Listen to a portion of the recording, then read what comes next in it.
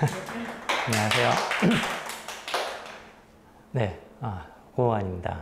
네, 제가 오늘 어떤 분들이 오시는지를 잘 몰라가지고 무슨 얘기를 해야 되나 좀 고민을 하다가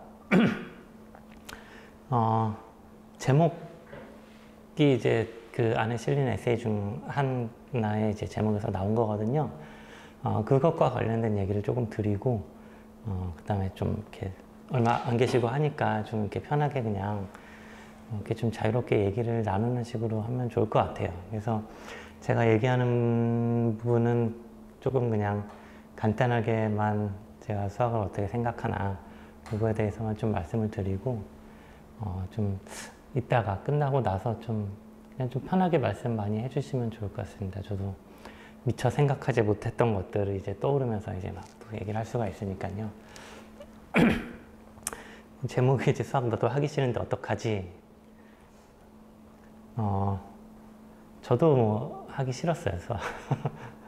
학교 다닐 때. 근데 뭐 엄청 싫지는 않았고, 이제 돌이켜보면 저 학창시절이 좀 오래된 얘기긴 한데, 엄청 싫은 건 아니었고, 그렇다고 뭐 또 좋아했던 것도 아니고, 그냥 뭐 학교 공부니까 그냥 해야 되는 거 정도로 이제 생각을 했었던 것 같아요, 그때는. 그리고 고등학교를 어떻게 졸업하고 이제 대학교를 가면서부터는 별로 이제 수학을 안 해도 되겠거니라고 이제 생각을 했는데 제가 또 그 수학이 이렇게 중요한 과로 간 게 아니어가지고 근데 수학 인생은 이제 끝일 줄 알았는데 어찌어찌 살다 보니까 갑자기 수학 잡지를 만들게 되고 또 지금 또 어떻게 수학과 관련된 책을 수학책이라고 말하기가 좀 부끄러울 때도 있어요. 왜냐하면 수학 원리나 이런 걸 막 이렇게 담은 게 아니어서 그런 책을 써서 또 이 자리에서 이야기를 하고 있습니다. 간단하게 경과를 말씀드리면은 제가 했던 게 뭐냐면요. 뭐 아시는 분이 계실지는 모르겠지만 수학동화라고 하는 잡지가 있어요. 2009년에 여기 써있죠. 2009년 10월 1일 창간이라고 해서 지금 이제 10년이 넘은 잡지인데 혹시 아세요? 네. 들어보셨군요. 보신 적 있으세요? 그냥 도서관? 서점이나. 있어서. 네네. 이거를 만든다고 이제 회사에서 팀을 구성할 때 이제 저는 다른 과학 쪽 잡지 하는 팀에 있었어요. 근데 이제 회사잖아요. 시키면 해야죠. 탁, 너 이거 해라 이러는 거예요. 그래서 근데 저는 성격이 뭘 하라고 할 때 그냥 이렇게 좀 생각 없이 대답을 좀 잘 하는 편이었던 것 같아요. 그래서 뭐 하라고 하니까 네? 그러고 그냥 시작을 했죠. 아무 생각 없이 있다가 갑자기 수학 잡지를 만들려고 해서 시작을 했어요. 팀을 이제 새로 꾸리고 저는 수학 전공이 아니니까 신입으로 이제 새로 이제 수학 전공자들도 좀 뽑고 수학 교육 전공한 친구들도 뽑고 해서 팀을 결성을 해서 창간 예비호라는 거를 먼저 이제 만들어 보자라고 해서 준비를 해서 이제 몇 달 동안 노력을 해서 나온 게 이거예요. 창간호 전에 이제 예비호처럼 비매품으로 이제 막 여기저기 홍보용으로 뿌린 잡지죠. 그래도 이제 안에 기사 내용은 이제 그대로 구성을 해야 됐는데 이거를 만든다고 하면서 제가 당연하게 이제 기존에 이제 어떤 수학 콘텐츠들이 나를 보게 되잖아요. 그래서 막 봤어요. 근데 사실 좀 뻔했어요. 그러니까 문제집, 학생들을 위한 문제집, 뭐 워낙 익숙하실 테고, 그 다음에 수학 대중 서적들, 서점에 가면 많이 있잖아요. 그럼 어떤 뭐 실생활에서 어떤 수학 원리가 숨어 있고, 뭐 이런 등등 설명한 것들이 이렇게 있는데, 그런 대중서들은 사실 이 책을 보나 이 책을 보나 겹치는 내용이 좀 많아요. 근데 저희는 잡지잖아요. 한 달에 한 번씩 내야 되는데 한 달에 한 번씩 새로운 걸 만들어 내야 되는 거예요. 초기에는 그래도 어렵지 않았던 것 같아요. 여기 특집 여기 보이시나요? 미스터리 X와 수학의 세계. 그러니까 되게 평범한 건데 처음이기 때문에 그냥 이런 기획을 내도 일단은 통과가 됐어요. 물론 이게 쌓이면서 갈수록 이제 아이템을 찾기가 어렵고 그러려니까 이제 더 많이, 더 깊이 막 뒤져보게 되죠. 저는 초창기 한 1년 정도를 하다가 또 다른 과학 잡지에 갔다가 또 그 다음에는 또 몇 년 뒤에 다시 그때는 이제 편집장으로 돌아와서 또 한 4년 정도를 만들었는데 시간이 갈수록 이제 했던 걸 또 할 수는 없으니까 계속 뭘 해야 될까 찾는 거예요. 편집장이 된 다음에는 조금 쉬었죠. 왜냐하면 그냥 시키면 되니까. 재밌는 것 좀 갖고 와봐. 아이템 좀 뽑아와봐. 그러면 이제 기자들이랑 엄청 고민을 한단 말이죠. 정말 이런 잡지 기획해야 할 때는 모든 초점이 거기 쏠려 있거든요. TV 드라마 보다가도 저거 수학으로 풀 수 있나? 영화 보다가도 TV에 예능 프로그램 같은 거 보다가도 이거 어떻게 수학으로? 스포츠 같은 거 보다가 혹은 신문 기사 같은 거 그냥 보다가 뉴스 보다가 뭘 보다가도 이거 수학으로 풀 수 있나? 이거 수학으로 풀 수 있나? 이거를 생각해야 되는 시기예요. 그래서 그런 험난한 과정들을 거쳐서 기획안을 내면은 편집장일 때는 제가 골랐죠.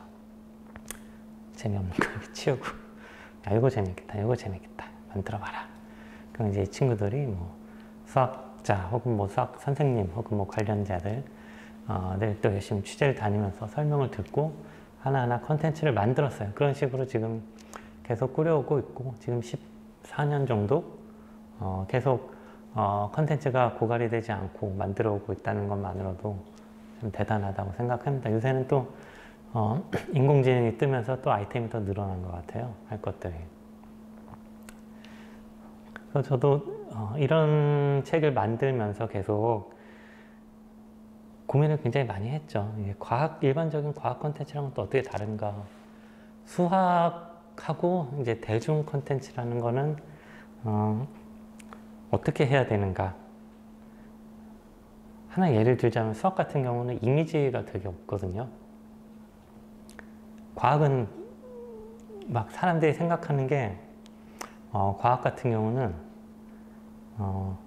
아무래도 일상생활이라든가 어떤 현실 세계랑 연관이 돼요. 물론 과학도 어렵지만 조금씩은 연관이 되니까 그냥 우주에 대해서 연구한 천문학자들이 쓴 논문은 얼마나 어렵겠어요. 근데 그냥 신문에 우주의 신비를 한꺼풀 벗기는 이런 식으로 쓰면 사람들이 그냥 신비하다 이렇게 하거든요.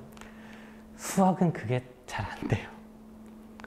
과학은 사진도 그냥 멋있는 천체 이미지 천문학적으로 요즘 제임스 웹 우주망원경 올라와서 막 멋있는 거 막 찍어내잖아요. 그런 멋있는 거 쫙 깔고 이렇게 하면은 사진 보는 것만으로도 그냥 신기하다 이렇게 되거든요.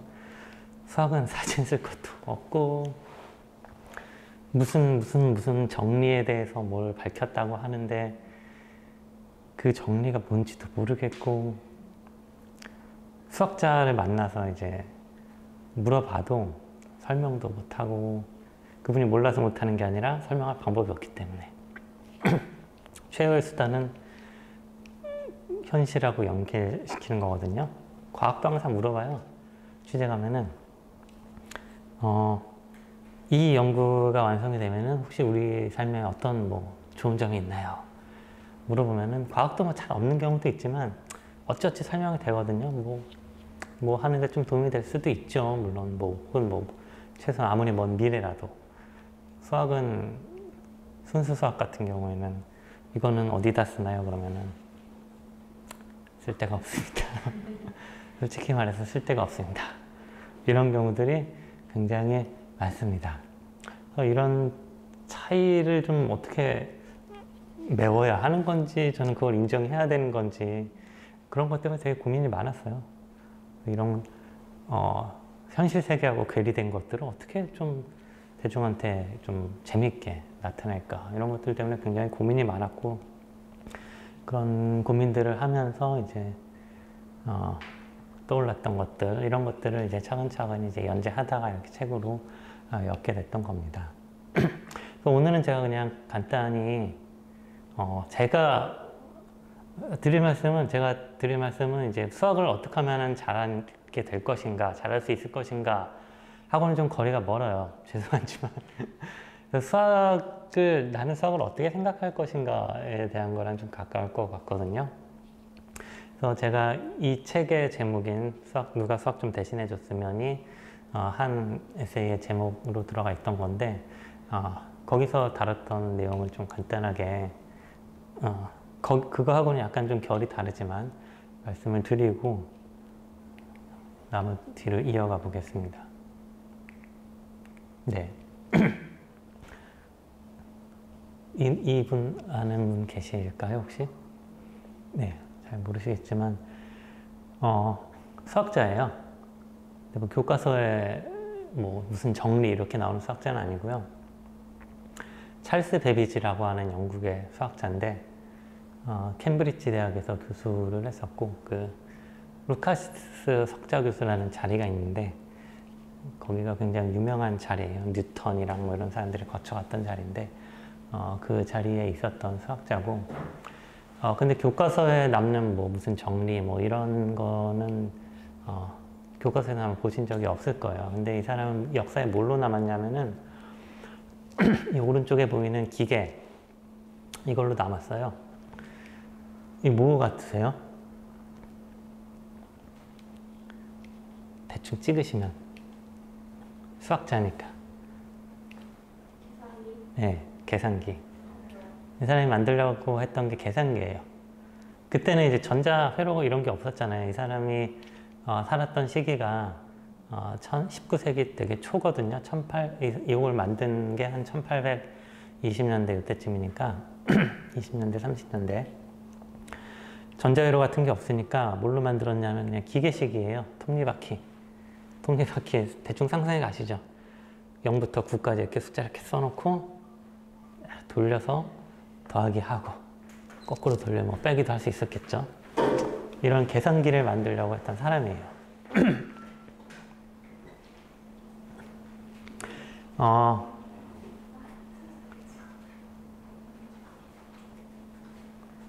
안녕하세요. 근데 완성은 못했어요.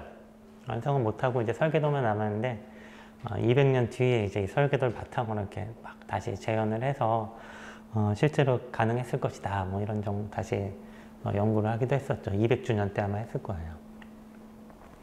이 사람이 계산기를 왜 만들었을까요? 계산하기 귀찮아서. 그렇죠.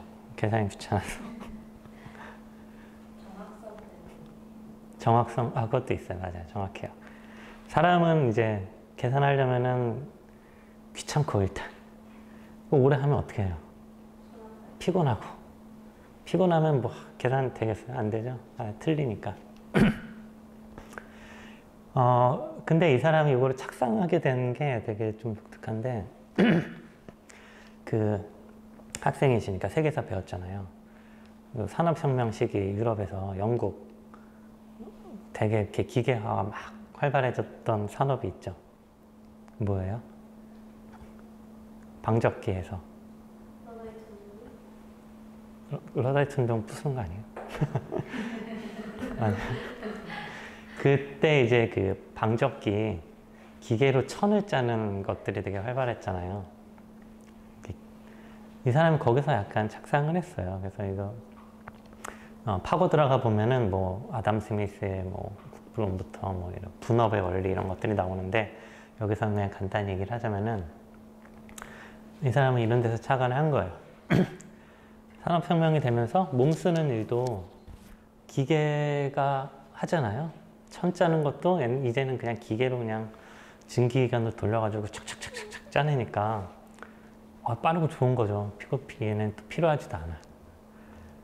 그럼 이 사람은 이제 계산하다가 내가 이거 하고 있어야 되나? 계산도 이렇게 하면 안 되나? 라는 생각으로 그거를 만들기 시작을 했던 거예요. 물론 이제 고상한 이유를 붙였죠. 그냥 귀찮아서, 다 계산하기 귀찮아 이러면서 만든 거라고 할 수는 없으니까 저 고상한 이유를 붙였어요. 이 사람의 기본 센스는 그거예요. 그래서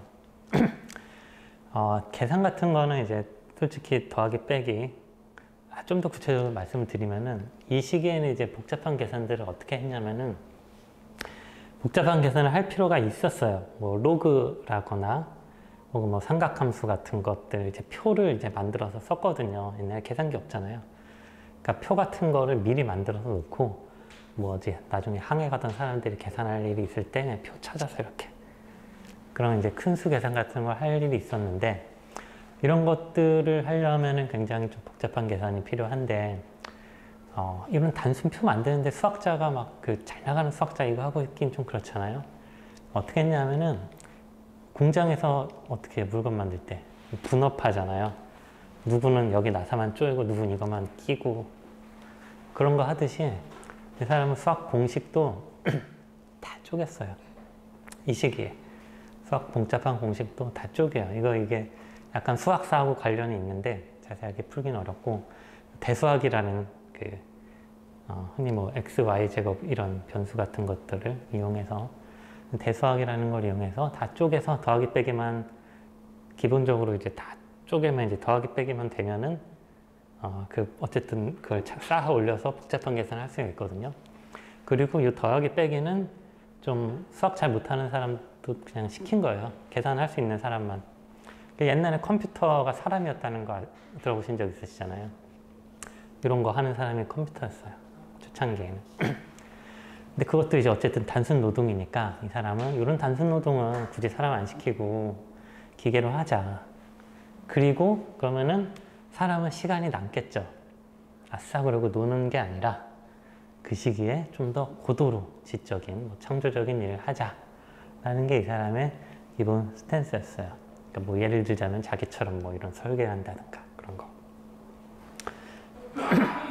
이런 얘기 자세히 드리려는 건 아니라 제가 여기서 이제 보고 이걸 보고 약간 생각을 바꾸게 됐던 거는 이 사람이 했던 거는 결국 그거잖아요. 우리가 머리로 하는 일을 하고 육체로 하는 일하고 일단 같다고 본 거잖아요.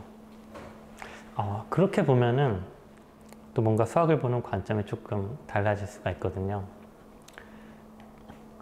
저는 이제 스포츠에 많이 비유를 하는데 원래 글씨가 있었어야 되는데 날라갔네요.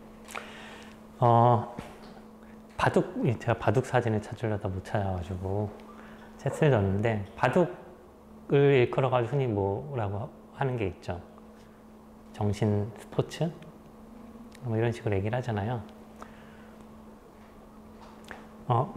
육체 노동하고 정신 노동하고 이렇게 똑같다고 볼 수 있으면은 이런 스포츠 같은 것도 정신적인 스포츠하고 육체적인 스포츠하고 똑같이 놀 수가 있는 거예요. 근데 스포츠 같은 경우는 잘하려면 어떻게 해야 돼요? 네, 훈련을 해야 되죠. 배우고 직접 연습하고 훈련을 하고 그러면은 몸이 튼튼해지고 정신 저런 체스나 바둑 같은 것도 시키면은 뭐라고 해야 이제 보통은 이제 뭐 머리가 좋아지지 않을까 이런 기대를 갖고 하잖아요. 실제로 좋아지는지는 모르겠으나 더 나빠지지 않게 유지하거나 이런 데는 그래도 도움이 될 것 같아요.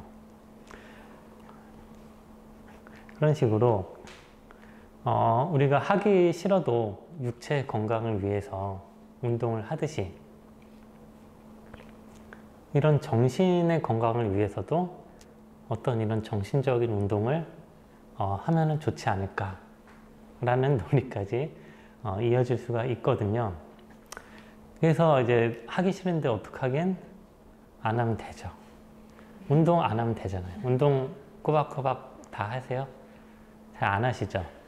물론 이제 그 대가로 이제 건강이 좀 안 좋아지거나 뭐 더 좋아지지 않을 수는 있지만 어쨌든 하기 싫으면 안 한단 말이에요. 정신도 마찬가지죠. 뭐 그냥 안 해도 돼요. 그냥 뭐 안 하고 그냥 뭐 살아도 뭐 큰 지장 없죠. 수학과 관련된 일을 하지 않는다면. 근데 만약에 이제 정신도 좀 건강을 챙기고 싶다면 혹은 더 나아가서 정신적으로도 어떤 뭐 스포츠 선수와 비슷한 뭐 프로 레벨이든 뭐 어떤 실업 레벨이든 그런 레벨이 되고 싶다면은 이런 정신적인 훈련도 계속 해야겠죠. 그래서 저는 지금 여기서는 그냥 스포츠 혹은 운동 이거를 그냥 수학에 빗대서 생각할 수 있지 않을까. 이런 것도 수학을 보는 한 관점이 될 수 있지 않을까. 그렇게 생각을 해요. 저는 축구를 좋아해가지고 제가 아마 축구 비유를 많이 들 텐데 조기 축구 꾸준히 나가거든요. 어제도 전 축구하고 왔어요. 그래서 지금 다리가 아픈데 근데 제가 뭐 축구를 해서 축구 선수가 될 건 아니잖아요. 뭐 월드컵 나가서 우승하겠다 이런 목표를 갖고 하는 건 아니에요. 그냥 제가 그냥 뭐 저번 달보다 올해 조금 더 실력이 늘고 혹은 작년보다 올해 좀 더 체력이 좋고 이러면은 저는 그걸로 그냥 만족을 하거든요. 그런 목적에서 이제 운동을 하는 거죠. 물론 지금은 이제 제가 나이를 먹어서 좋아지는 건 힘들고 이제 쇠퇴하지 않기 위해서 노력하고는 있지는 않은데 마찬가지로 이제 정신 건강을 위한 생활 스포츠로 수학을 즐겨도 괜찮지 않을까.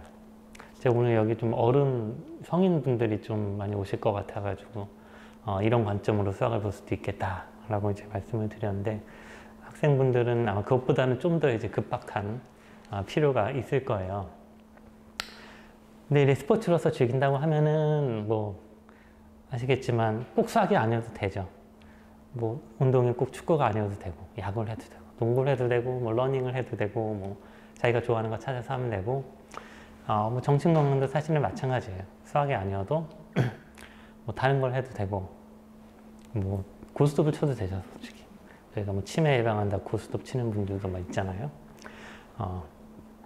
그러니까 그런 어떤 정신적인 운동의 한 가지 수단으로 수학을 즐겨도 수학을 바라보는 관점도 있지 않을까 그런 말씀을 일단 여기까지 드려봅니다.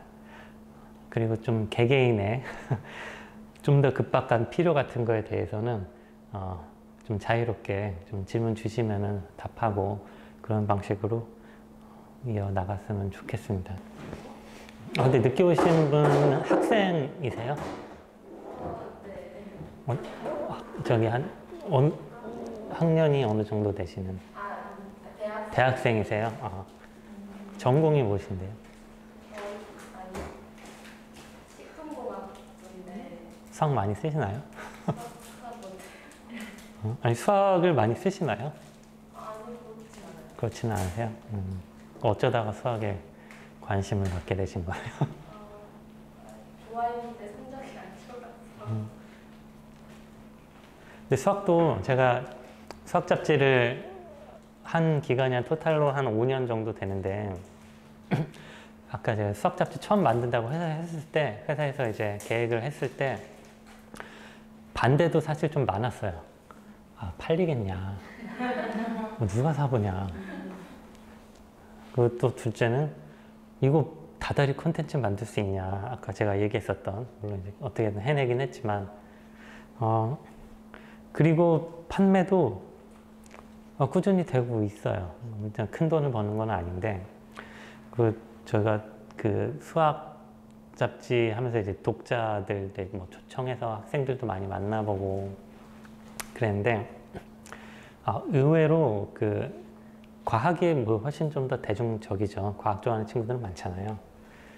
수학은 그거보다는 적은데 그래도 되게 저는 매니아가 있다는 느낌을 받았어요. 수학을 좋아하는 친구들이 적지는 있더라고요.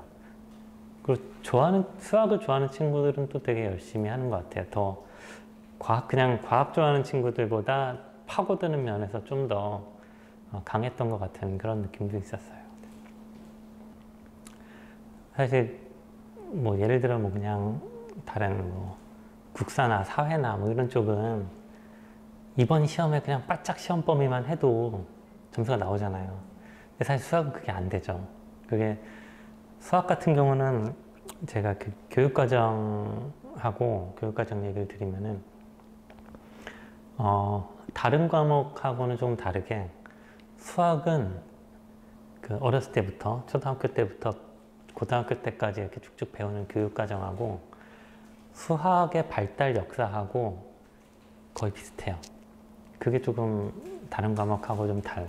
그러니까 우리가 어렸을 때 뭐부터 배워요? 그냥 하나, 둘, 셋 이렇게 숫자 세고 이런 거 배우잖아요. 자연수 배우고 거기서도 이제 뭐 영 개념도 하고 음수 배우고 그 다음에 뭐 유리수, 분수 이런 거 배우고 그 다음에 뭐 실수 이런 거 배우고 나중에 뭐 이런 미적분에 이르기까지 이런 발달 과정이랑 수학의 발달 역사랑 굉장히 좀 나름 통하는 면이 있어요.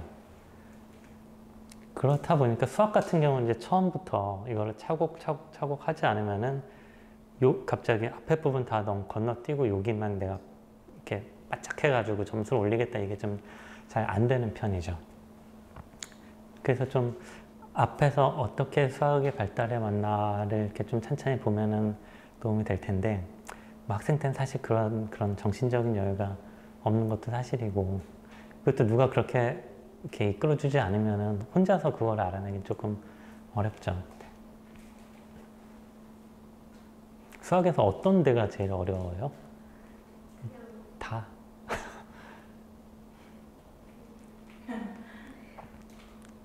약간 도형적으로 약간 수학하면서 기본 문제랑 그냥 단순히 푸는 거는 잘 풀 수 있는데 약간 좀 많이 꼬아서 배운 걸 다 적용시키는 그런 게 좀 그냥 어떻게 접근해야 될지 모르겠고.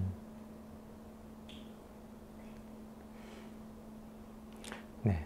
그런 게 그냥 일단 당장 입시를 생각하면은 사실은 경험이잖아요. 사실은 저는 창의력이라는 제가 여기서도 창의력에 대한 편을 하나 쓰기도 했는데 저는 그 창의력에 대한 생각이 조금 잘못되어 있는 건 아닌가 하는 생각도 해요. 이렇게 창의력이란 게 뭐라고 할까? 제가 예를 들어서 어린애들 같은 경우는 막 예를 들어서 뭐 종이로 이렇게 날개를 만들어서 달면 하늘을 날 수 있지 않을까? 뭐 이런 말도 할 수 있잖아요. 유치원생이나 뭐 이런 애들은. 그거는 창의적인 말일까요? 어떻게 생각하세요? 그러니까요. 그 창의적인 발상일까요? 종이로 날개를 달면 사람도 날 수 있지 않을까요? 이걸 이제 애들한테는 그렇게 얘기를 해주죠. 아, 그런 생각도 했구나라고 하는데 저는 약간 삐딱하게 생각하는 경향이 있는데 냉정하게 생각하면 그건 전 창의적인 게 아니라 그냥 무지한 거라고 생각을 해요. 네, 모르니까 그런 생각을 하는 거예요. 정말 창의적인 거는 그런 현실의 제약 이런 걸로 안 되고 사람의 몸무게가 이런 모든 거를 다 알고 거기서 빠져나갈 수 있는 돌파구를 찾아내는 거 이게 진짜 창의적인 사람이라 생각을 하는데 그런 사람은 정말 소수죠. 그런 사람들은 진짜 역사 이름을 남기는 사람들이고 대부분은 저는 뭐 창의력을 발휘한 대부분의 그냥 저희 같은 보통 사람들은 창의력을 발휘한다는 게 없던 거에서 새로운 거를 하는 게 아니라 기존의 것들을 이제 많이 보고 적당히 뭐 짜집기라고 하면 좀 그러려나요? 적당히 그냥 응용하는 정도? 이 정도를 갖고 그냥 창의력이라고 많이 하는 것 같아요. 그러니까 새로운 발상이 어렵다고 했잖아요. 근데 정말 새로운 발상은 하기가 어려운 거, 완전 백지에서 새로운 발상을 하기가 어려운 거고 대부분은 남이 했던 거를 보고서 살짝 변형하는 정도에서 와요. 그러니까 여러 가지 응용 문제를 풀기가 어렵다. 그러면은 뭐 약간 미안한 얘기가 될 수도 있지만 다양한 문제를 봐야 돼. 이건 이렇게 풀었네, 이건 이렇게 풀었네, 이건 이렇게 풀었네. 이런 것들이 조합이 돼서 살짝 이거 이렇게 살짝 틀면 어떻게 되지 않을까? 그런 쪽이 뭔가 대단한 창의력을 발휘하겠다라는 욕심은 안 부리시는 게 좋지 않을까. 그러니까 좀 기존에 다른 사람들은 어떻게 했나 이런 것 좀 많이 보고 거기서 살짝 비트는 정도? 그것만 해도 저는 그냥 저희 같은 보통 사람으로서는 할 만큼 했다고 생각을 해요. 도움이 안 됐을지 모르겠어요. 사실 저는 수학을 어떻게 하면 잘할 수 있나요? 라고 물론 저는 몰라요. 저도 몰라요. 알면 제가 잘했겠죠. 수학의 범위는 어디까지일까요? 그거는 아무도 모르는 것 같아요. 그러니까 제가 사전 질문지를 받은 것 중에 과학하고 수학이 뭐가 다른가요? 를 물어보신 분이 계셨는데 그거 보고 생각이 든 게 저는 과학은 과학은 그거잖아요. 우리가 사는 세상, 이 우주가 돌아가는 원리를 밝히는 것. 대상이 좀 있잖아요. 구체적으로 명확하게. 수학은 그게 이제 여기 있어요. 수학자의 머릿속에 있어요. 그러니까 수학자의 머릿속에 있는 추상적인 세계에서 벌어지는 일들, 그런 거를 이제 생각을 하는 거. 그게 좀 가장 다른 것 같아요. 네. 그러다 보니까 수학자들이 더 이렇게 좀 특별하게 보이는 걸지도 모르겠어요. 근데 실제로 만나본 수학자는 또 그냥 다 또 사람이에요. 별 차이 없더라고요. 사실은 수학이 없으면 과학을 할 수가 없는데. 그렇죠. 네. 이게 굉장히 좀 밀접하게 접근이 있잖아요. 모든 게 계산해서 나오는 거. 그래서 별도로 부르는데 별도로 부르는 좀 애매한 점이 있긴 한것 같아요. 수학과 과학이. 그렇죠. 그래서 이제 과학은 이제 그런 얘기를 안 하니까 우리가 이제 뭐 물리학 기사가 천체나 이런 촉근 이론 얘기를 해도 그냥 촉근 이론 다 수학이거든요. 근데 그냥 우주는 뭐 진동하는 끈으로 이루어져 있고 막 그냥 대충 이렇게 설명하면은 사람들이 오 신기하다 이러는데 수학은 왠지 뭔가 이 식을 풀어서 막 증명을 해서 보여줘야 될 것 같은 그런 느낌이 좀 들더라고요. 이런 거 좀 버려야 되지 않을까. 그냥 어떤 이론이 있고 그냥 이런 것도 있구나 정도 신기하네 이렇게만 그냥 알고 가도 되지 않을까. 근데 우리는 그 정석 풀던 이 기억 때문에 뭔가를 이제 풀어서 답을 내야 될 것 같은 거예요. 근데 그런 건 이제 수학자들의 일이고 우리는 그냥 그 사람들이 설명해 주는 거 적당히 따라가면서 이런 것도 신기하네 저것도 신기하네 이런 문제도 있구나 이런 문제도 생각해 내는구나 이런 것들 그렇게 가면 그 정도로 보면 되지 않을까 싶습니다. 근데 수라는 개념은 네. 언제 처음 시작됐어요? 그거는 뭐 정확하게는 모르죠. 정확하게는 알 수 없는데 그 구석기 시대의 그 뼈 유물 같은 거 있잖아요. 거기에도 이렇게 눈금 새기는 것 같은 이제 흔적이 있거든요.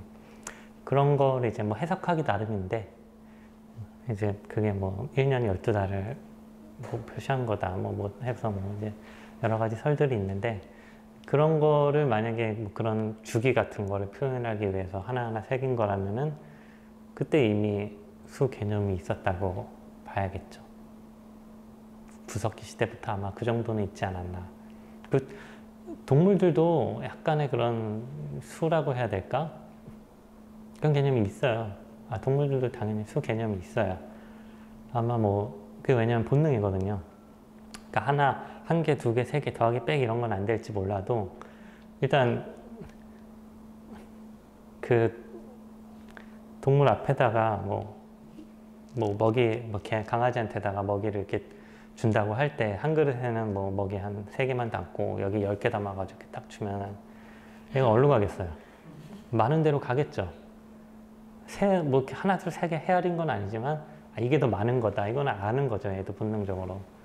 그런 식으로 뭔가 수 개념, 어떤 양에 대한 판단 개념 이런 것들은 아마 사람으로 진화하기 전에도 얼추 있지 않았나. 그렇게 생각할 수 있죠. 네. 저는 고등학교 졸업하고 딱히 수학 공부를 할 수 있는 게 한 적이 없는 것 같은데 성인들은 수학을 어떻게 접해야 될까요? 그러니까 제가 말씀드린 듯이 그냥 이런 거를 연구하는 사람들이 있구나, 이런 얘기가 있구나, 신기하다, 이런 정도로 가려면은 이제 대중서 같은 것들을 이제 보셔도 되는데, 정말 나는 정말 이렇게 뭘 좀 해가지고 풀어서 이렇게 답을 내는 즐거움을 맛보고 싶다. 그렇다고 하신다면은 그런 것도 다루는 책이 있을 거예요. 그냥 솔직히 그냥 문제집을 사서 보셔도 되긴 해요. 거기서 재미를 느끼신다면은. 근데 이제 학창 시절의 추억 때문에 이제 다시는 안 보고 싶은 경우가 많죠. 근데 당장 여기 지금 사이언스북스에서 나온 그 책만 해도 제목은 정확히 기억이 안 나네. 365일. 365 수학. 예, 365 수학. 이따만한 책이 있거든요. 하루에 문제 하나씩 이렇게 풀 수 있도록 두꺼운 책이 있어요. 근데 뭐 어려운 것도 있고 쉬운 것도 있는데 그런 거는 보시면 네. 그러니까 어려운 거를 이제 막 거기서 그냥 건너뛰시고 그러면 건너뛰시고 왜냐면은 수학 같은 경우는 확실히 그게 중요한데 성취감이 좀 중요하더라고요.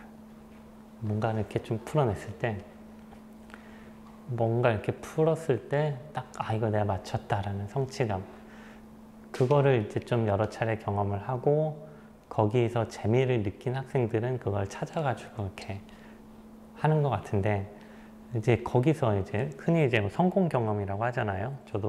저희 애는 지금 초등학교 4학년인데 저도 어렸을 때 이제 애한테 그런 그게 되게 어려운 거예요. 애가 자녀가 이제 그런 성공 경험, 내가 노력을 했을 때 뭔가 이뤄냈다는 성취감, 내가 노력하면 이걸 얻을 수 있구나 이런 것도 경험을 해주게 해야 되고 또 이제 실패도 또 경험을 해봐야 되잖아요.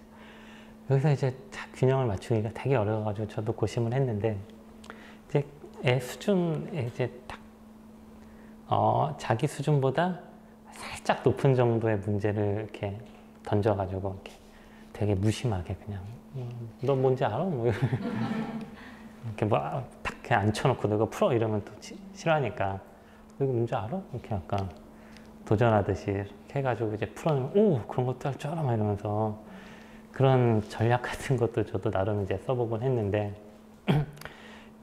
그게 이제 좀 어떻게 자연스럽게 잘 된 친구들은 이제 재미를 느껴서 할 것이고 그게 좀 안 되는 경우에는 이제 재미를 못 느끼고 이제 좀 접을 수가 있죠. 그래서 그런 성공 경험과 실패했을 때 이제 포기하지 않고 저희 애도 가르쳐 주지도 않았는데 문제집 풀다가 모르겠으면은 뒤에 답을 봐요. 네. 네.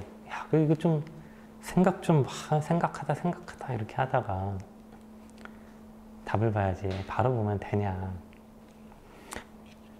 그렇게 이제 가르치는데 애 입장에서는 이제 뭐 또 오늘까지 몇 문제 풀어야 되고 이게 있으니까 그런가 봐요. 빨리 하고 놀아야 되니까 빨리 하고 뭐 유튜브 보고 게임해야 되니까. 그래서 저는 그래서 이제 중학교쯤 됐으니까 저는 한 가지 권하고 싶은 거는 물론 이제 답 안 보고 그냥 오래 자기가 이제 푸는 건데 그냥 천천히 푸세요. 천천히. 그러니까 수학 보면 난제 같은 것도 막 몇백 년 묵은 난제 있잖아요. 뭐 300년 묵은 난제가 풀렸느니 뭐 100년 만에 풀렸느니 그 수학자들 100년 동안 푼 거거든요. 그러니까 그 수학자분들을 만나면은 많이 하는 얘기가 우리나라 교육에서는 빨리 풀게 하는 게 문제라고.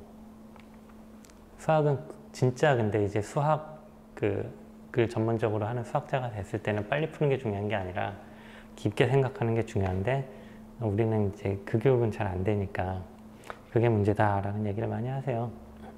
그래서 저는 뭐 학교나 뭐 이런 데서는 그렇게 안 해도 개인적으로는 좀 도전해 볼 수는 있을 것 같아요. 내가 아까 어려운 문제 있었다고 그랬잖아요. 응용 문제 같은 거.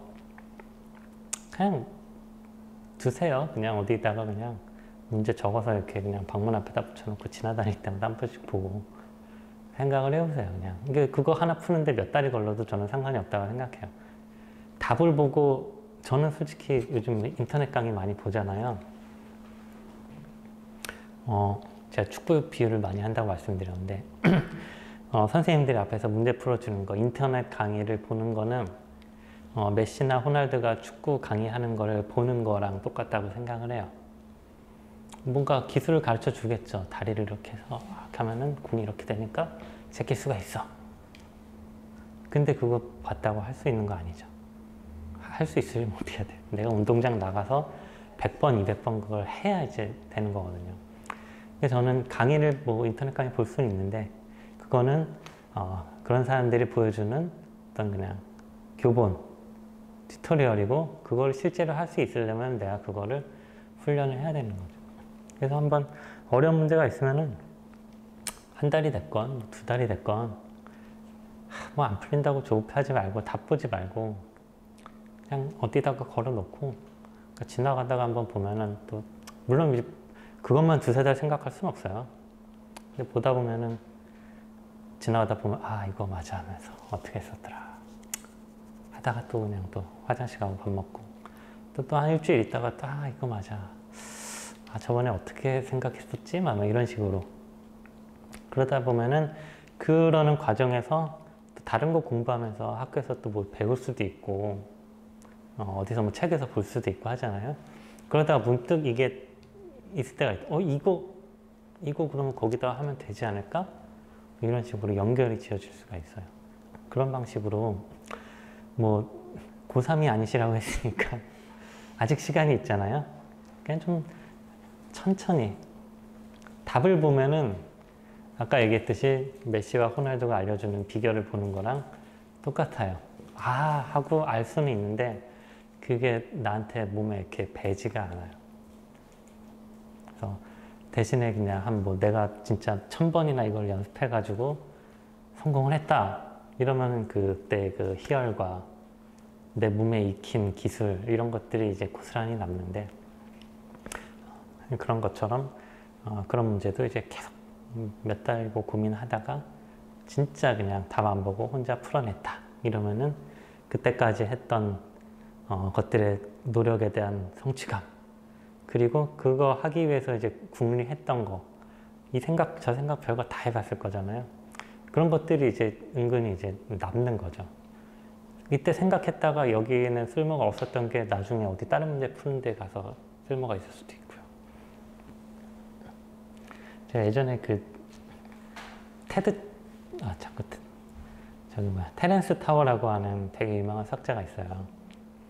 거의 뭐 현존하는 거의 최고의 수학자로 꼽히는 사람인데 뭐 이렇게 막 어려운 문제도 그 사람한테 가져가면 다 풀린다라는 뭐 이런 평가를 받고 있는 사람인데 책에도 저도 제가 언급을 했어요. 뭐 2살 때 사칙연산을 떼고 뭐 5살 때 미적분을 떼고 뭐 이런 진짜 그 소위 말하는 천재 이런 사람인데 그 사람이 한번 내한했을 때 이제 기자회견 한다고 해서 제가 간 적이 있거든요. 가서 저희 잡지도 이제 선물해주고 그랬었는데 그때 기자회견 할 때 누가 했던 말이 기억나요. 어떤 다른 기자였어요. 자녀는 수학을 잘하나요? 라고 질문했던 것 같아요. 그 천재 수학자한테. 그랬더니 그분이 대답이 원래 그냥 뭐 실제 잘하는데 그렇게 대답했을 수 있는데 그때 자기 아들이었던 것 같아요. 아들인가가 뭐 8, 9살 정도 됐는데 맨날 컴퓨터 게임만 하고 있어가지고 계속 고민이라고 그런 얘기를 하더라고요. 그거 듣고서 사람 다 비슷하구나.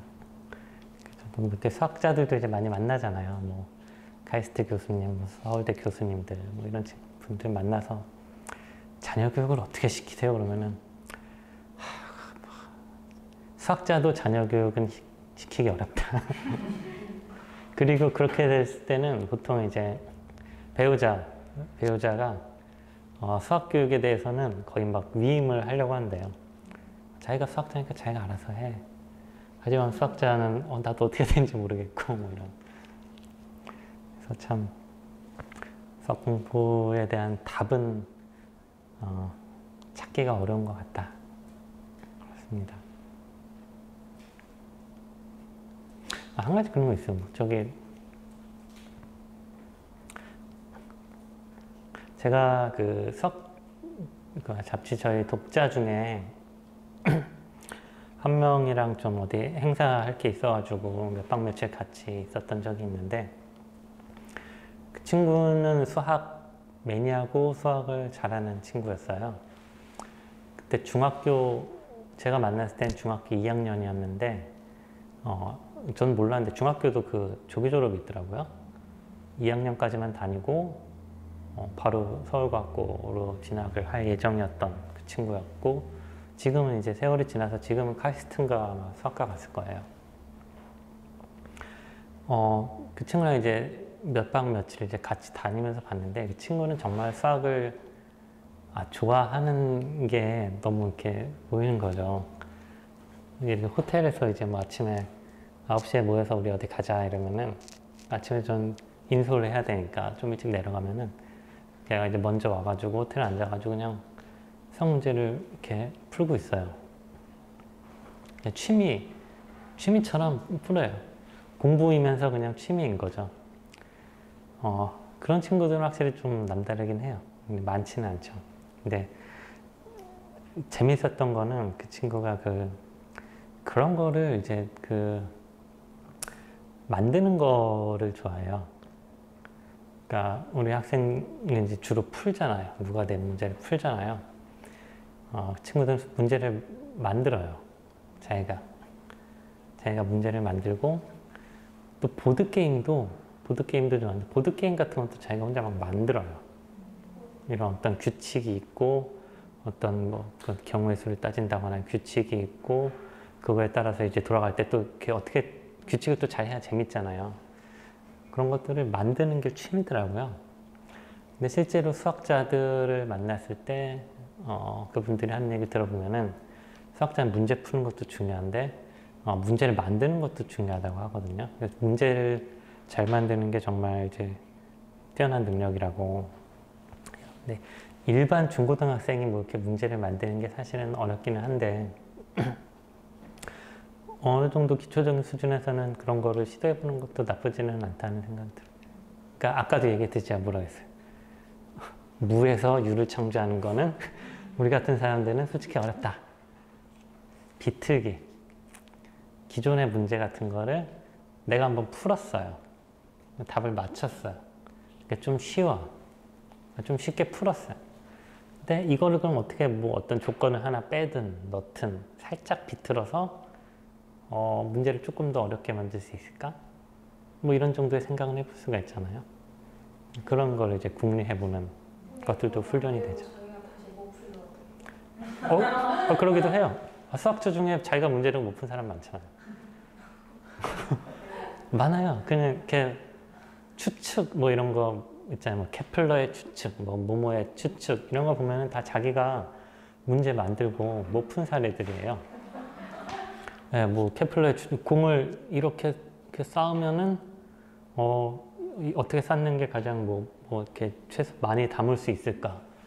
내가 생각하기엔 이런 거 같은데 증명은 못했어요. 그리고 죽었어. 그것도 몇백 년 있다 딴 사람이 풀고. 실제로 못 푸는 문제. 근데 아예 말이 안 돼서 못 푸는 거는 이제 문제를 잘못 만든 건데 만들었는데 나는 못 풀어도 괜찮아요. 근데 누군가가 머리 좋은 사람은 이렇게 딱 해서 풀 수 있어요. 이거는 잘한 거죠. 그런 쪽으로 그걸 되지 않을까? 문제를 만들어 보는 거. 사실은 저도 중고등학교 때 이런 내용을 몰랐어요. 내가 문제를 만들어 볼까 이런 내용을 잘 몰랐기 때문에 시도를 못 해봤는데 이런 거 하게 되면서 문제 만드는 것도 괜찮은 훈련이 되겠다라는 생각을 했었죠. 뭐 풀면 어때? 뭐 저기 만들어가지고 저기 학교에서 수학 제일 잘하는 데 갖다 풀어보라고 내가 할 수 있어? 수학생한테 들어보도록 하겠습니다. 그래서 이렇게 수동적으로 푸는 것보다 만들어 보는 거 혹은 뭐 만든 게 어려우면 또 아까처럼 또 몇 달 더 고민할 수도 있고. 수학을 잘하는 사람이고 못하는 사람이 있잖아요. 어릴 때부터. 그거는 공부로 못 따라가겠죠. 어느 정도의 재능은 뭐 못 따라가겠죠. 저는 그림을 되게 못 그리는데 그림 잘 그리는 사람 되게 부럽고 이렇게 해봐도 안 되더라고요. 그거는 뭐 물론 제가 연습을 하면 더 늘겠지만 아마 미술이 입시에서 이제 수학만한 비중을 차지하고 있었다면은 저도 더 했을 거고 지금보다는 그림을 더 잘 그리겠지만 분명히 저보다 더 잘 그리는 사람은 있겠죠. 근데 그거는 다 그래요. 인생이 그래요. 인생이.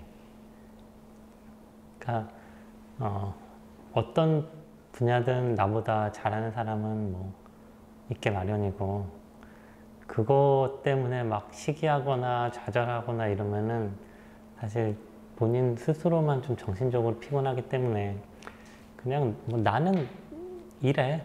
나는 뭐 이거 나 자신을 그냥 인정할 건 인정하고 받아들이고 가야 그래야 좀 마음이 편한 것 같아요. 이게 또 근데 이렇게 얘기하면 또 아무것도 안 하면서 아, 나는 나야 이러는 사람들이 생길까 봐 문제인데 그런 건 아니고 네, 그냥 나는 이거는 할 수 있고 나는 뭐 이거는 뭐 안 해보고 안 돼라고 하는 거는 뭐 당연히 해서는 안 되는 거지만 해봤는데 안 되는 것도 있거든요. 그 안 되는 거에 너무 막 자원을 투자하는 것도 사실 좀 불행해요. 그래서 재능과 그 꿈이 일치하지 않는 사람 같은 경우에는 굉장히 불행할 수 있잖아요. 재능과 꿈이 일치하면 뭐 최고고 대부분은 이제 적당히 이제 적당하죠. 살짝 어긋나고 살짝 맞고 이러는 사람들이 이제 대부분이니까 그 안에서 이제 할 수 있는 걸 찾아야죠. 제가 근데 뭐 제가 뭐 이렇게 인생 상담할 뭐 이런 사람은 아닌데.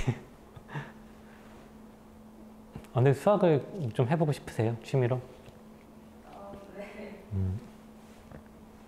저는 퍼즐 같은 거 괜찮은 것 같아요.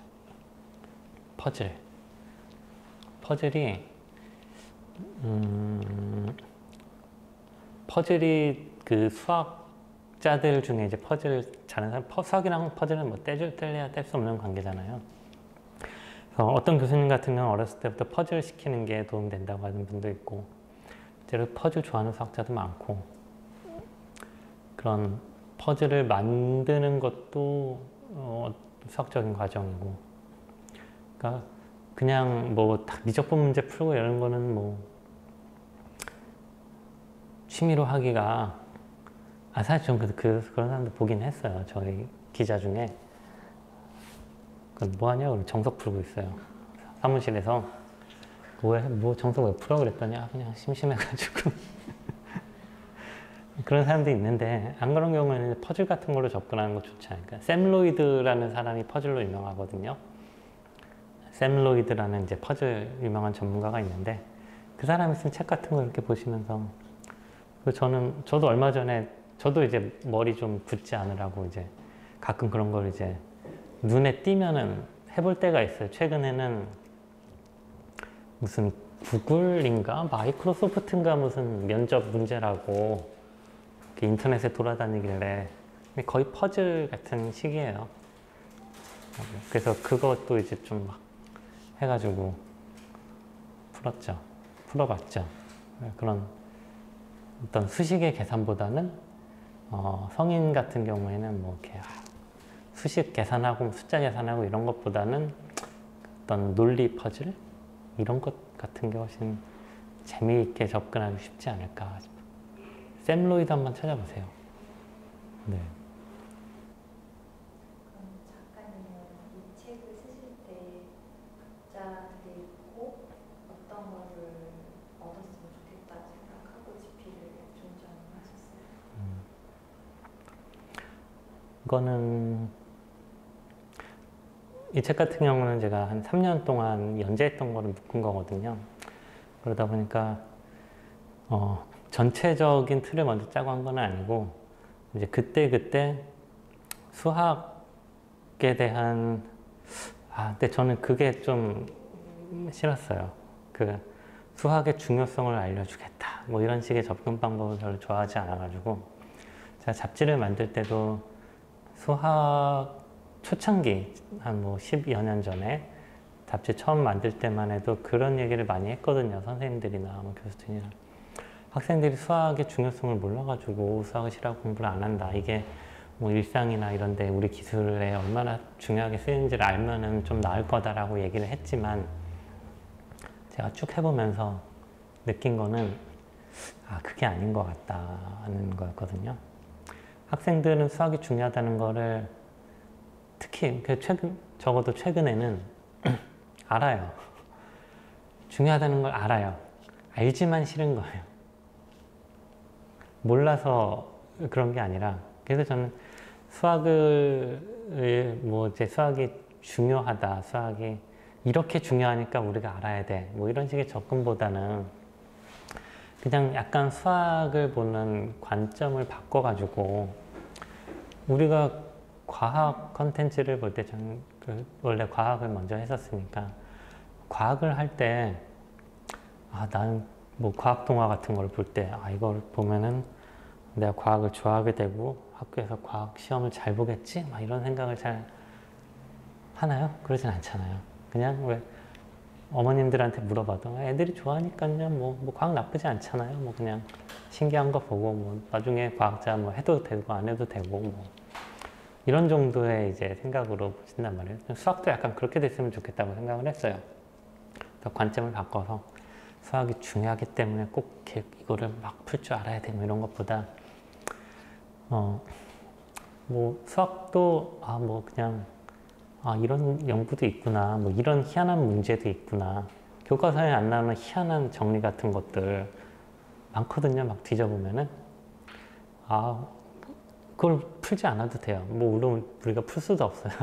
수학자들이 낸 문제니까 그런 거 보면서 뭐 그냥 신기하게 여기에 좀 더 친근하게 그냥 뭐 과학이랑 다를 바 없이 수학도 뭐 그냥 약간 대중적으로 소비할 수 있는 뭐 난 수학 좋아해 라고 했을 때 그럼 어떻게 생각하세요? 진짜 정석 막 이렇게 막 취미로 풀고 이런 거를 막 떠올리실 수 있잖아요. 그것보다 그냥 수학계에서 뭐 어떤 일들이 벌어지는지 수학자들이 요새 뭘 풀고 무슨 문제를 풀려고 하는지 최근에 무슨 문제가 풀렸다 그러면 그게 뭔지 그냥 이런 거구나 하면서 그냥 적당히 신기하게 여길 수 있고 좀 친근하지 않게 거부감 느끼지 않게 생각할 수 있는 있도록 관점을 좀 바꾸고 싶었던 것 같아요. 그 수학 문제 보면은 교과서에는 뭐 이런 푸는 게 나오잖아요. 근데 수학 이렇게 정리 보면은 좀 특이한 게 많아요. 뭐 로또 제가 언급했던 거 뭐 로또에 관한 정리. 그냥 뭐 로또 맞을 확률이 뭐 몇백 분의 1이고 뭐 이런 게 아니라 그냥 문제가 뭐 이런 식이었어요. 그냥 로또가 우리가 40 몇 개죠? 46개인가? 5개 중에 숫자 5개 고르는 거잖아요. 이게 아니라 이게 40 몇 개가 아니라 자연수 전체에서 마음대로 고르는 거라면 그리고 그 로또를 무한히 살 수 있다면 당첨자가 나올까요? 안 나올까요? 뭐 이런 식으로 문제를 확정하거나 제가 예전에 잡지할 때 재밌었던 정리 하나는 그 가구 옮기기 문제 같은 거 못 보신 설명을 드리자면 이렇게 모서에 코너가 있어요. 그러니까 폭이 1m라고 하죠. 1m짜리 이렇게 90도로 꺾어지는 건물에 보면 있잖아요. 이런 폭이 모서리가 있는데 여기를 통해서 가구를 이렇게 옮기는 거예요. 그럼 그냥 부피는 생각 안 하고 위에서 봤을 때 가구는 이렇게 회전할 수 있고 옮길 수 있는 가구의 면적의 최대값은 얼마일까? 뭐 이런 거. 그냥 생각하면은 뭘까요? 정사각형? 가로, 세로 1m인 정사각형이랑 이렇게 옮기면 되잖아요. 그걸 갖고 또 수학자들이 또 한참 이렇게 하는 거예요. 물론 이제 수학자들이 이렇게 어떻게 이거 계산하고 있는 거 우리는 몰라도 되고 그냥 이런 것도 연구하는구나. 답이 뭐래? 뭐 이런 정도. 네. 진짜 좀 도전해보고 싶은 사람은 해봐도 되죠. 아까 오랫동안 문제 이렇게 고심하면서 풀듯이 해봐도 되는데 그렇지 않고 그냥 좀 가벼운 일반 그냥 대중적인 컨텐츠를 즐기고 싶은 사람이라면은 이걸 어떻게 하나. 답이 그게 최대인지는 증명이 됐는지는 모르겠는데 이게 있어요. 이렇게 약간 전화기 모양으로 생겨서 이렇게 갖다 이렇게 돌려서 이런 게 있어요. 그런 것들 일단 희한한 역설 같은 것들도 재밌잖아요. 구를 이렇게 막 다 쪼개가지고 다시 붙이면은 크기가 똑같은 구 2개를 만들 수 있다는 이런 희한한 말 같지도 않은 역설. 이런 게 무슨 말이 돼? 근데 자세한 원리까지는 이해 못해도 적당히 그냥 설명을 보고 그냥 하고 신기하네 라고 할 수 있는 정도. 그런 정도의 컨텐츠가 좀 많이 나오면은 사람들이 수학에 대한 인식도 좀 바꿀 수 있지 않을까 그렇게 생각을 했습니다. 저는 그냥 일하다 보면 제가 학교 때 수학은 잘 못해가지고 또 잘 공부도 안 했었는데 이러다 보니까 수학이랑 숫자랑 관련된 일을 하는 건 아니어도 그 아까 지금 말씀하신 수감각이나 수리력 같은 것들이 있으면 좋을 일들이 업무에서 많더라고요. 근데 저는 그런 감각이 좀 떨어져가지고 그래서 되게 수학을 좀 그런 쪽에서 공부하고 싶다는 생각은 했었는데 근데 사실 이거는 이제 치민에게 문제풀이라기보다는 정말 기초부터 공부하고 싶은 영어 회화부터 하는 것처럼 그런 식으로 하고 싶은 마음이 있는데 사실 뭘로 해야 될지를 모르겠어서 혹시 뭐 그런 부분을 알려주실 수 있는 책이 있으시면. 그러니까 그 수학 공부를 할 때 정말 의외로 많은 분들이 추천을 하는 게 교과서예요. 네, 근데 교과서가 정말 잘 나왔다고 평가를 하시고요. 그냥 옛날 교과서 또 아마 학교 다니던 시절하고 또 교과서가 아마 달라졌을 것 같은데 교과서 한번 이제는 시험 안 보니까 부담 없잖아요. 연습 문제 다 안 풀어도 되잖아요. 훑어보셔도 좋을 것 같고 아까 제가 수학 교과 과정과 역사랑 비슷하다고 했잖아요. 수학 역사를 한번 보시는 것도 좋을 것 같아요. 수학이 어떻게 발전을 해왔고 뭐가 덧붙여져 왔고 옛날에 이제 뭐 옛날에 기하학 이런 거 하다가 이제 대수학이란 게 어떻게 등장을 했고 또 뭐 거기서 이제 파생되는 뭐 이렇게 또 해석학이 나오고 뭐 등등의 뭐 또 이런 히스토리를 한번 그냥 이야기처럼 훑어보시는 것도 재밌지 않을까요? 네. 학교에서는 그런 용어는 안 배우죠. 대수학이 배우나요? 대수학이 뭐고 해석학이 뭐고. 그냥 그 교과서 네네. 단어 들어가면 단원이 뭐 배울 게 뭐고 이게 뭔지만 알려줘가지고 솔직히 그냥 수학은 재미라기보다는 그냥 딱딱하게 풀어야 되는 거거든요. 그 대수학 그쵸. 그런 역사 얘기를 읽으면 또 재밌는 게 있어요. 그러니까 우리가 뭐 X 갖다가 방정식하고 이러는 게 처음에 들이대면은 뭐 이렇게 재미가 없을 수는 있는데 그러니까 옛날에는 정말 없을 때는 말로 했잖아요. 그런 거는 정말 머리가 헷갈리거든요. 그런 걸로 막 하다가 정말 그 뭐 기호로 이렇게 나타냈을 때에 이게 이렇게 쉬울 수 있나 하는 그런 느낌, 이런 것들을 옛날 수학자들이 이제 받았던 거고 그거를 이제 쭉 이어받아 가지고 이제 배우는 건데 그런 이 사람들이 느꼈을 때 그런 희열을 이제 모르는 상태에서 그냥 이것만 배우니까 사실은 재미가 없잖아요. 그러니까 이런 거를 알고 이게 이래서 가지고 이렇게 참 좋다고 했던 거구나 이런 것만 알 수 있어도 좀 재밌어. 근데 그런 게 교과서에 이렇게 약간 읽을거리처럼 좀 나오기는 할 거예요. 그 약간 연습 문제 밑에 뭘 만들고 예, 예. 그거 예, 예. 아무것도 바로 다음 문제 넘어갔어요. 한번 쓱 읽어보시면 돼요. 아까 제가 맨 처음에 보여드렸던 사람 있죠? 베비지라는 사람. 이 사람이 이 사람이 영국 사람이라 그랬잖아요. 그 역사에 근데 그 뉴턴 아시죠? 뉴턴이 뭐 만들었다고 했죠? 네. 수학에서는 미적분 만들었다고 하잖아요. 근데 뭐 그때 뉴턴이 미적분을 뭘 바탕으로 했냐면은 기하학 바탕으로 했어요. 기하학, 도형 같은 걸.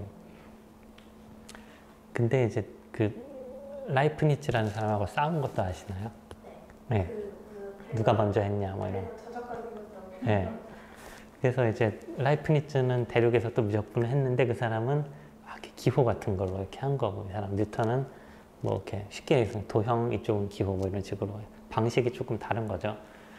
이쪽이 또 좋았어요. 좋기는. 근데 이렇게 막 서로 이제 막 싸워가지고 싸운 것도 이제 대판 싸워가지고 삐져서 영국 수학자들이 그 대륙에서는 기호로 딱 했는데 영국에서는 그 대수학이라고 하거든요. 안 받아들인 거예요. 150년을 안 받아들였어요. 근데 이 사람이 그 젊었을 때, 대학교 다닐 때, 케임브리지 다닐 때 그 젊은 그 자기 친구들, 수학자들이랑 같이 작당을 해가지고 이 대륙에 있는, 유럽 대륙에 있는 수학, 대수학을 이용한 이 편리한 거를 영국에다 전파하려고 했던 사람이에요.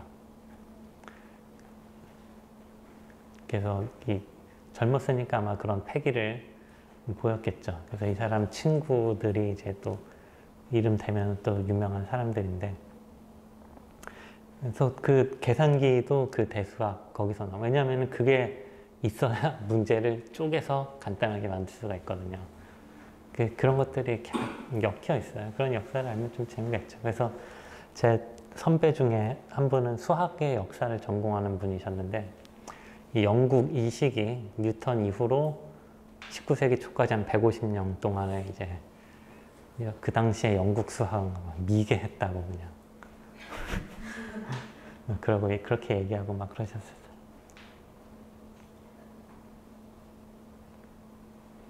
네, 혹시 더 질문 있으실까요? 네, 없으시면 그럼 오늘 북토크는 여기서 마무리하도록 하겠습니다.